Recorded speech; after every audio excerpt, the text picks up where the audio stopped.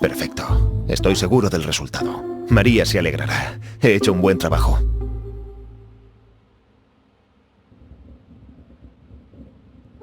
Terminé la extracción y las pruebas. ¿Volvió hace mucho? Debería haberle ayudado, ¿no? Ha sido un placer ayudarla. Pero ahora debo pensar en mi trabajo. Claro. Espero que su investigación marche bien. He cambiado de orientación. Por extraño que parezca, ahora debo estudiar ciertas criaturas sobrenaturales. Los vampiros. ¿Vampiros? Como en Drácula. ¿Drácula? ¿No la conoce? Es una novela estupenda. Se la dejaré.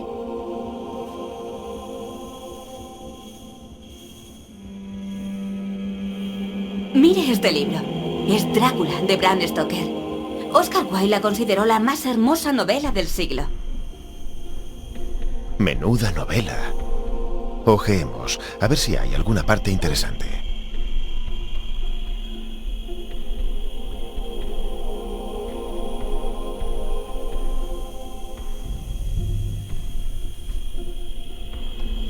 A mí me cautivó. ¿Y sabe qué es lo más extraño? El autor usó a Vlad Tepes como modelo para el personaje de Drácula. ¿Vlad Tepes? ¿El voivoda? El mismo. Gobernaba desde el castillo del ocaso, cuyas ruinas habrá visto. Vlad Tepes, apodado Drácula. No me lo diga. ¿Quiere que lo llame lo antes posible?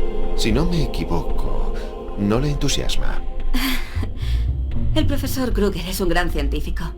Trabajó con Marta y ahora insiste en que yo prosiga sus estudios. Pero no estoy hecha para la investigación. Además, es demasiado trabajo. ¡Qué lástima! Nada de sermones, padre. Le prometo que acabaré los análisis que quiere que realice.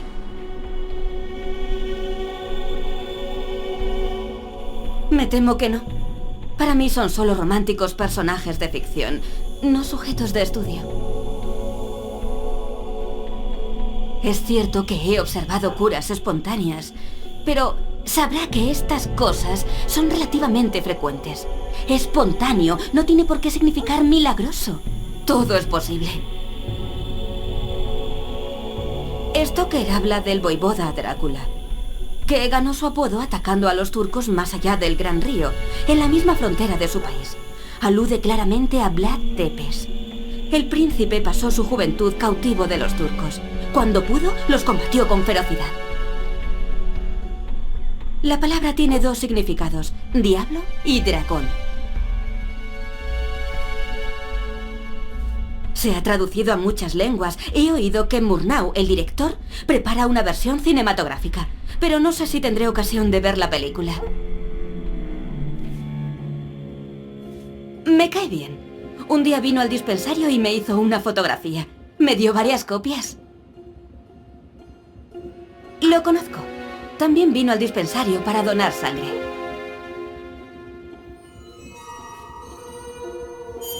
Le agradezco la visita, padre.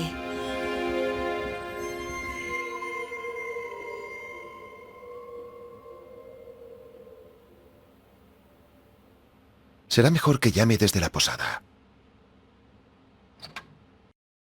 Tengo que hablar con Janos. No sé si sabe que su gran héroe, Vlad Tepes, sirvió como modelo para el vampiro Drácula.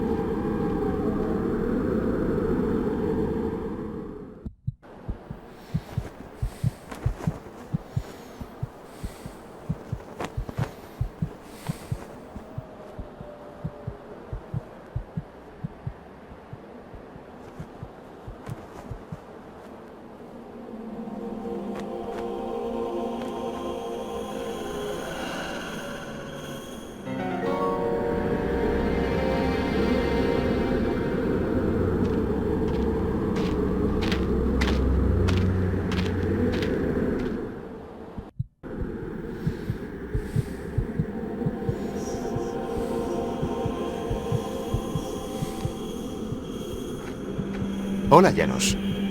Tengo una sorpresa para usted. Me acaban de ordenar que investigue sobre los vampiros. No me diga. ¿Quién iba a decirlo?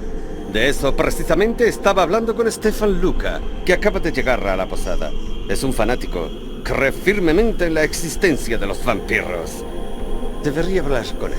Usted me resulta más útil, ya que es historiador. Tengo varias preguntas, en especial acerca de Vlad Tepes. El experto reconocido en este campo era el profesor Van Vergen. ¿El gran orientalista? ¿El hombre que recorrió toda Asia para el servicio secreto inglés? El mismo. Tras su muerte, su estupenda colección pasó a manos de su sucesora, la profesora Irina Voksov. Pregunte a Stefan Luca, creo que tiene su número. ¿Así que la profesora Voksov es la persona con quien debo hablar? Sin duda. Tiene material importante acerca del tema que le interesa. Una biografía manuscrita de Vlad Tepes en particular. Bien, me pondré en contacto con ella.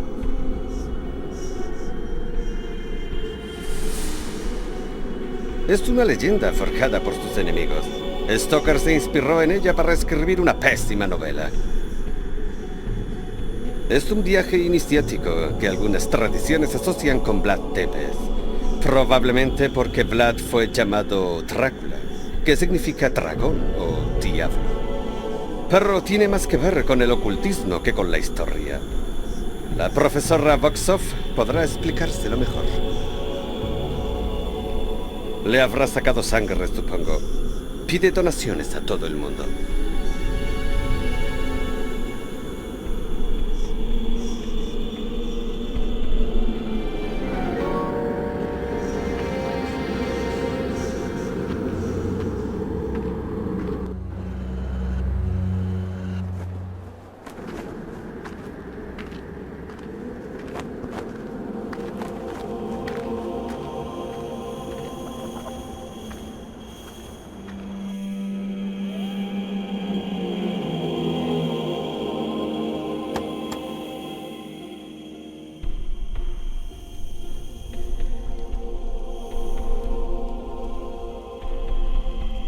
¿Irina Voksov? Intenté contactar con ella, pero me rechazó. Es muy desconfiada. Y es una pena, porque creo que sabe mucho acerca de la senda del dragón. ¿Tiene su número de teléfono? ¿Quién sabe? Quizá yo tenga más suerte. ¿Usted cree? Puede ser. Es sacerdote, eso inspira confianza. Llame al 445-827 de Budapest. Pero ni se le ocurra decir que me conoce.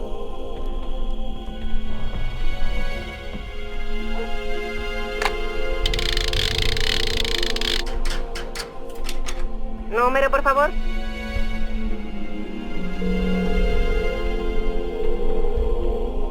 Al habla Irina Voksov. Soy el padre Arno Moriani. Hola, profesora. A petición de mis superiores, estoy investigando la persistencia de ciertas supersticiones. Usted es una autoridad en cuanto a las tradiciones y creencias populares. Muy halagador. Digamos que he tenido la suerte de heredar la biblioteca de mi predecesor, el profesor Herman Van Vergen. Pero dígame, ¿en qué se centra exactamente su investigación? En la creencia en esas criaturas imaginarias denominadas vampiros. ¿Vampiros? ¿Está interesado en los vampiros? Solo para desmitificarlos. La Iglesia Católica quiere combatir esta superstición. Tengo serias reservas para abordar este tema. Como puede ver, estoy muy solicitada. ¿Podría ser más preciso sobre el marco de su investigación? Me fue confiado por Monseñor Felicio Briganti, de la Congregación de los Ritos. Si lo necesita, puede contactar con él llamándolo a Vaticano 63. Sus referencias son serias. Acepto ayudarle, padre, pero no me fío de los teléfonos. ¿Podría visitarme en mi despacho de Budapest? Por supuesto. Si le parece bien, iré a verla mañana mismo. Muy bien. Estaré esperando. Casi lo olvidaba. Me dijeron que posee un libro relacionado con mi investigación. Una biografía de Vlad Tepes. ¿Es verdad? El profesor Van Vergen me dejó el relato de Michel Bejaín en verso. Es un manuscrito del siglo XV muy valioso. ¿Pero sabía que la versión alemana en prosa se reimprimió en 1905? Es un folleto titulado Geschichte der White, publicado por los amigos de la Biblioteca del Vaticano. ¿Publicado por los amigos de la Biblioteca del Vaticano? En ese caso no me será difícil conseguir una copia. Adiós, profesora. Adiós, padre.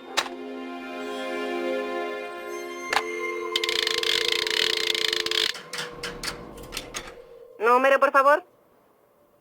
Alba Lula, póngame con Alemania. Múnich, 321941.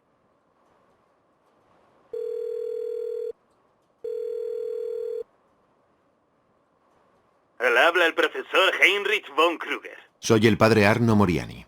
Profesor, le llamo para pedirle ayuda. ¿Qué puedo hacer por usted? Bueno, explicarlo es un poco delicado. Lo primero que debería saber es que pertenezco a la Sagrada Congregación de los Ritos. Vine a Vladoviste a investigar la vida de Marta Kalugarul. ¿Quiere que le hable de ella? Era una mujer excepcional. A decir verdad, mi misión ha cambiado. Por motivos cuya explicación me llevaría mucho tiempo, ahora tengo que investigar vampiros. ¿Vampiros? No me diga que la Iglesia Católica ha empezado a creer en vampiros. Todo lo contrario. Mis superiores quieren que combata esta creencia. Les asusta ver lo resistente que sigue siendo en pleno siglo XX.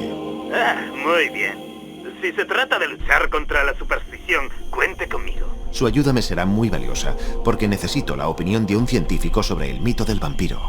¿Se ha dado cuenta de que este era el tema de la investigación que realizaba con la doctora Kalugarul? Descubrimos una enfermedad, el síndrome P, cuyos síntomas son bastante similares a los que atribuyen a las víctimas de los vampiros. Así que la leyenda está basada en hechos médicos específicos.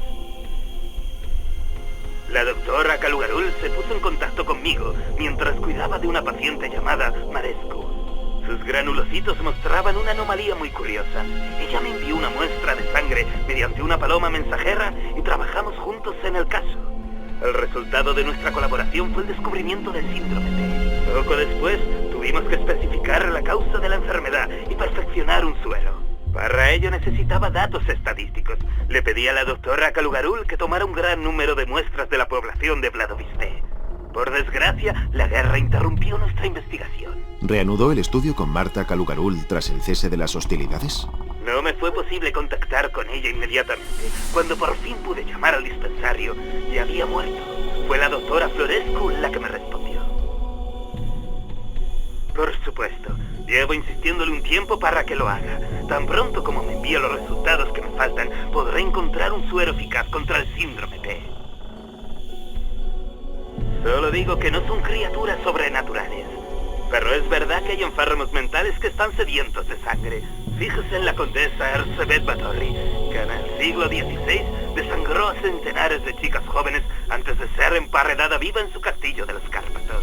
Además, como le mencioné, los pacientes aquejados del síndrome T sufren trastornos físicos y psicológicos extraños que los hacen parecer víctimas de vampiros. ¿Qué hacían esos pacientes? Salían por la noche, como si respondieran a una llamada. Se arrancaban los collares de ajos que la doctora les ponía. Sonambulismo, alergia al ajo. Esos síntomas están comúnmente asociados al síndrome P, igual que la palidez, el aspecto demacrado y la anemia, y otros síntomas que todavía no hemos descubierto. Por desgracia, sí. ¡Qué novela más abominable! Es usted demasiado duro. Eso no es lo que pensaba Oscar Wilde. No le diré lo que pienso de Oscar Wilde, sino que me limitaré a hablar de la novela. Es un puñado de contradicciones. Veamos. Stoker afirma que los que mueren víctimas de un vampiro después se convierten en vampiros. A ese ritmo el vampirismo debería extenderse como una epidemia, con una tasa de crecimiento más rápida que la famosa secuencia de Fibonacci. En el primer estadio, toda la humanidad sería vampirizada, y en el segundo, los vampiros desaparecerían al no tener víctimas de las que alimentarse. Por tanto, la hipótesis de Stoker es perfectamente absurda. Ninguna especie puede vivir sin regulación. Stoker se consideraba a sí mismo historiador y científico, pero tan solo era un excéntrico. Su novela es una colección de inverosimilitudes. El personaje de Lucy, por ejemplo, dice que la joven sigue mejorando hasta que muere. Una víctima de Drácula a la que le hacen transfusiones. A ciegas, por supuesto, porque en aquella época no se sabía nada de los tipos de sangre. En esas condiciones, ¿qué probabilidad tiene el paciente de aceptar la sangre del donante? 1/3, si no me falla la memoria. No obstante, en casos desesperados, merece la pena intentarlo. Desde luego, pero el buen profesor Van Helsing, al que siempre se le describe como un genio, repitió inició la operación con 4 donantes distintos. Las probabilidades de sobrevivir de la pobre Lucy se reducían a menos del 2%. Es probable que fueran las transfusiones y no Drácula lo que la matara. Volvamos a Van Helsing. Supuestamente es un experto en vampiros y nos explica que pueden leer la mente y convertirse en murciélagos. Sin embargo, no se preocupa cuando descubra un murciélago en la ventana de la habitación donde se celebra una reunión. Y luego, parece muy sorprendido que Drácula sepa todos sus planes. La ingenuidad del personaje es irritante. Conozco la obra de Murnau. Lo llaman expresionismo. Pero yo creo que esas fantasías morbosas tienen mucho que ver con la patología. Dígame, ¿puedo hacerle una pregunta personal? Por su voz tengo la sensación de que está un poco tenso. Sí, no duermo bien. ¿Nada más? Puede confiar en mí. Soy doctor, ya sabe. Bien. A veces tengo la sensación de que me espían. Sé que son solo impresiones mías, pero se está convirtiendo en una obsesión. Padre Arno, es usted prudente y sensible, como nuestra difunta doctora Calugaru. Son buenas cualidades, pero también lo hacen vulnerable. Sobre todo, no deje que su imaginación lo controle. Es un buen consejo. Gracias, trataré de seguirlo. Adiós, profesor. Adiós, padre. Tengo que llamar a Monseñor Briganti y avisarle de que me voy a Budapest.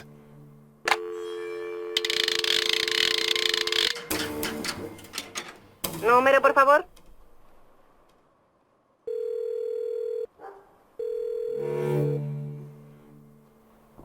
Al habla el cardenal Felicio Briganti.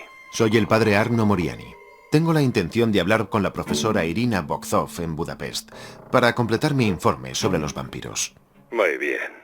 ¿Regresará después directamente a Roma? Si no tiene inconveniente, regresaré primero a Vladoviste.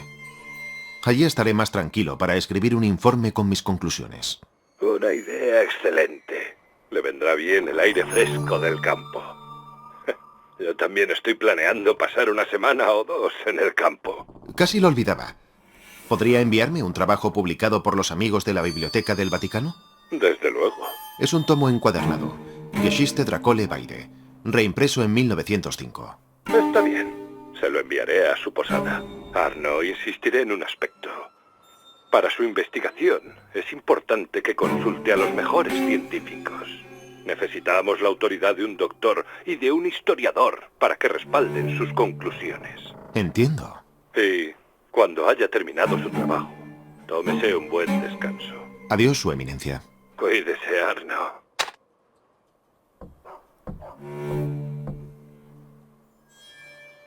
Ozana, me marcho un día o 2 a Budapest. ¿Me conservará la habitación? Bueno... Por supuesto, le pagaré las noches que no esté aquí. En tal caso, no hay problema, padre. Yo se la guardo.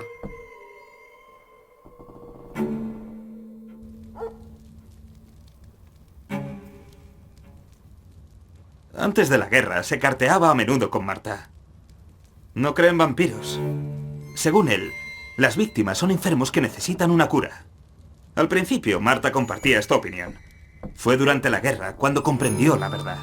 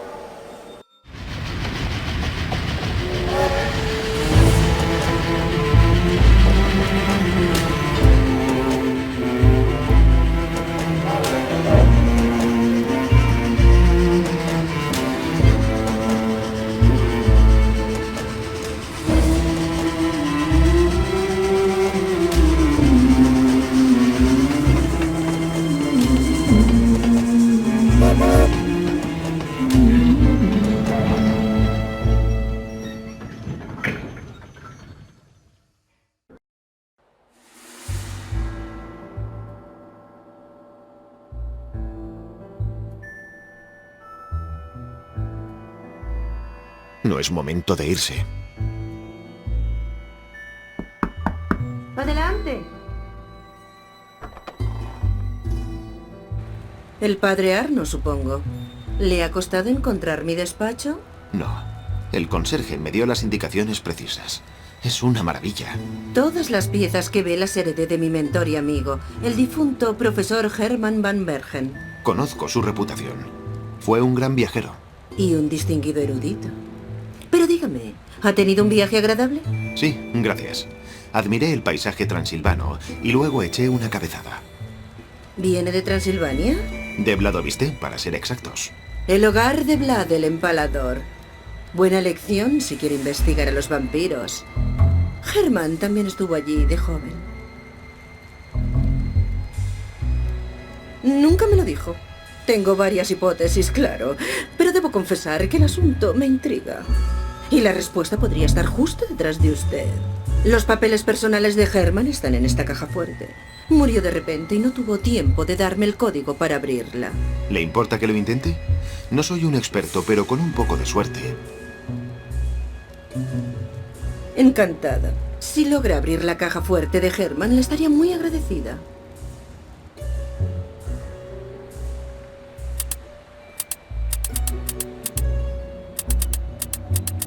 O la cerradura hace mucho ruido, o mi oído está mucho más sensible.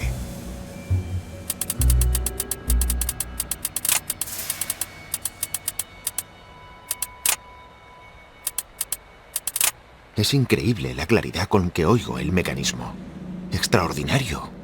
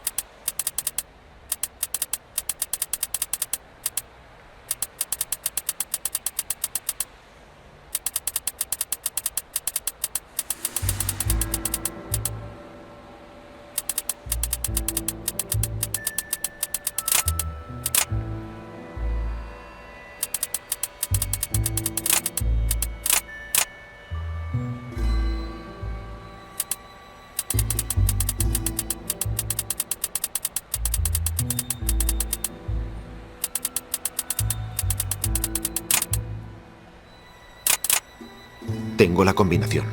MDCCCXX. Parece un número romano. Gracias por abrir la caja fuerte, padre. ¿Sería tan amable de depositar el contenido en mi escritorio?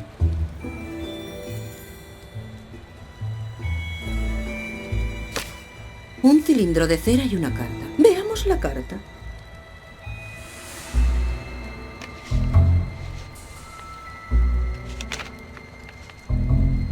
Muy interesante.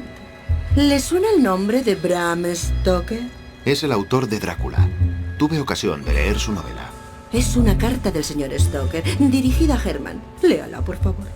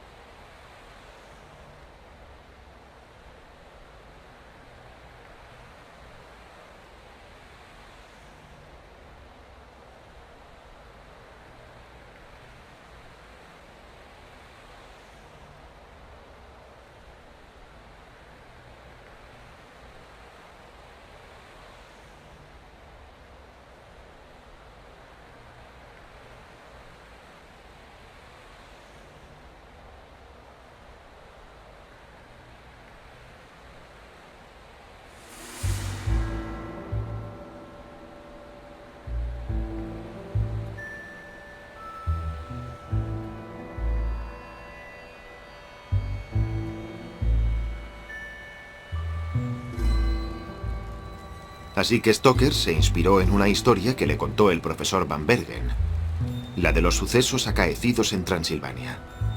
Quizá en Vladoviste.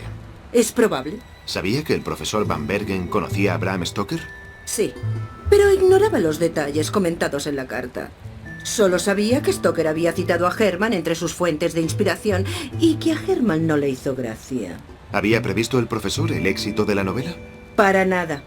Me dijo un día hablando de Stoker: ese irresponsable no ha entendido la mitad de lo que le dije. Está pregonando errores que pueden costar vidas. Por suerte, su libro pronto será olvidado. El primer rastro lo hallamos en la antigua Babilonia. El poema de la creación contiene siniestras alusiones a Lilith, la implacable, que bebe la sangre de los recién nacidos. Varios siglos más tarde, la Odisea evoca muertos que se congregan para beber de una zanja llena de sangre. Pero es en Europa donde se describen, a partir del siglo XIV, verdaderas epidemias de vampirismo. Es así hasta el siglo XVIII, un periodo que nos deja abundantes testimonios escritos. Por ejemplo, el famoso informe Visum et Repertum, escrito en 1732 por un médico militar australiano jubilado. En él se nos cuenta con todo lujo de detalles cómo unos campesinos serbios abren la tumba de un vampiro y lo ejecutan clavándole una estaca en el corazón. Un método expeditivo. Está muy extendido. En Rusia usan una estaca de álamo y en otros sitios del espino con el que se preparó la corona de espinas de Jesús. Es evidente. Hay informes de cientos de exhumaciones. El cadáver del vampiro es identificable porque se conserva perfectamente. A menudo parece hinchado por la sangre absorbida. Hay manchas de sangre en las ropas, las uñas o la boca. A veces es tan abundante que rebosa del ataúd. ¿A qué se refiere con creer, padre? ¿De verdad piensa que los vampiros tienen una existencia real, objetiva? ¿Real y objetiva? Decídase, padre. Porque la única realidad inmediata es subjetiva. El resto son meras hipótesis. Bien, su posición es inquebrantable. Reformularé mi pregunta. Según usted, ¿se ha demostrado la existencia de los vampiros?